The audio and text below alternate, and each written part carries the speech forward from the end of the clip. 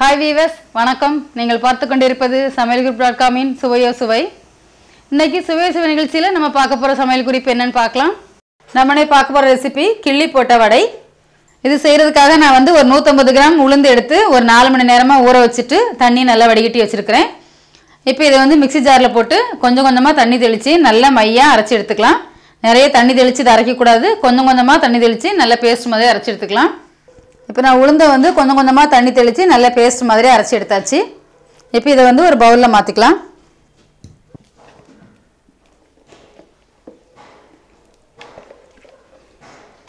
மாவு இந்த அளவுக்கு கெட்டியா இருக்கணும், ரொம்ப தண்ணியா இருக்க கூடாது. இப்போ நம்ம அரைச்சு வச்சிருக்கக்கூடிய உளுந்த மாவு வந்து மிக்ஸி ஜார்ல இருந்து ஒரு பவுலுக்கு மாத்தியாச்சு.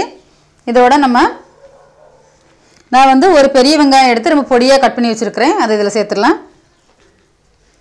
ஒரே ஒரு பச்சை மிளகாய் எடுத்து பொடியா கட் பண்ணி வச்சிருக்கேன். அதை இதல சேர்த்துறலாம். கொஞ்சமா கட் பண்ண கறிவேப்பிலை. இப்போ இந்த மாவுக்கு தேவையான அளவுக்கு உப்பு போட்டுக்கலாம்.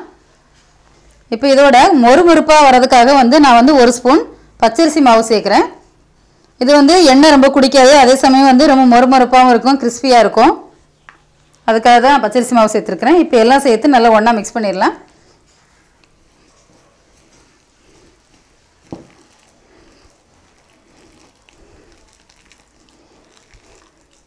மாவு வந்து உங்களுக்கு ரொம்ப கெட்டியா இருக்கணும், ஓரளவுக்கு தண்ணியா இருக்க மாதிரி உங்களுக்கு தோணுச்சுனா கொஞ்சம் பச்சரிசி மாவு சேர்த்துக்கலாம். பச்சரிசி மாவு சேர்த்தீங்கன்னா வந்து கிறிஸ்பியா இருக்கும். இப்போ எல்லாம் சேர்த்து நல்லா ஒண்ணா மிக்ஸ் பண்ணியாச்சு. நம்ம இப்போ எண்ணெய் காய வச்சு கிள்ளி போட்டு வடையா சுட்டு எடுத்துடலாம். இப்போ மாவு வந்து சின்ன சின்னதா கிள்ளி எண்ணெயில போட்டுடலாம். குட்டி குட்டியா போட்டிங்கன்னா தான் வந்து டேஸ்ட் நல்லா இருக்கும்.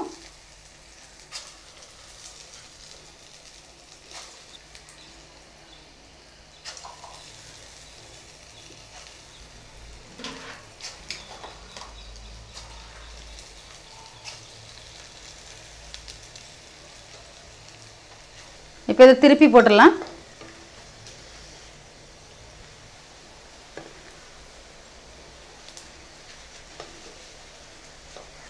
வடையா தட்டி போட்டிங்கன்னா கூட உள்ள வேகிறதுக்கு ரொம்ப லேட் ஆகும், உள்ள வேகாத மாதிரி தெரியும் நமக்கு பார்க்குறதுக்கு. இது நம்ம கிள்ளி போட்டு செய்கிறதுனால ரொம்ப சீக்கிரமாக வெந்துடும், அதே சமயம் வந்து டேஸ்ட்டும் நல்லாயிருக்கும்.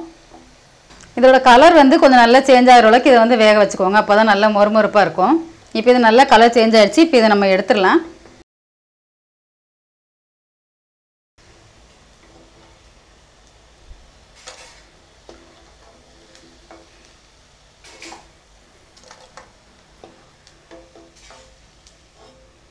இதே மாதிரி நம்ம எல்லா மாவையும் கிள்ளி போட்டு வடையா சுட்டு எடுத்துடலாம். இந்த கிள்ளி போட்ட வடை வந்து மழை காலத்துக்கு ஏற்ற கிறிஸ்பியான மொறுமொறுப்பான ஒரு ஸ்நாக்ஸ். இது டீயோட சேர்த்து சாப்பிடும்போது ரொம்ப நல்லா இருக்கும். இதுக்கு வந்து நம்ம உளுந்த வடைக்கு மாதிரி மாவு ரொம்ப ஸ்பெஷலாக அரைக்கணும்னு கூட இல்லை. நம்ம இட்லி மாவுக்கு அரைக்கும் போது அதில் ஒரு கைப்பிடி உளுந்த மாவு எடுத்து போட்டுட்டு கொஞ்சம் அரிசி மாவு மிக்ஸ் பண்ணி நீங்கள் இன்ஸ்டண்ட்டாக உடனே இதை செஞ்சிடலாம். இது ரொம்ப நல்லாயிருக்கும், செஞ்சு சாப்பிட்டு பாருங்கள்.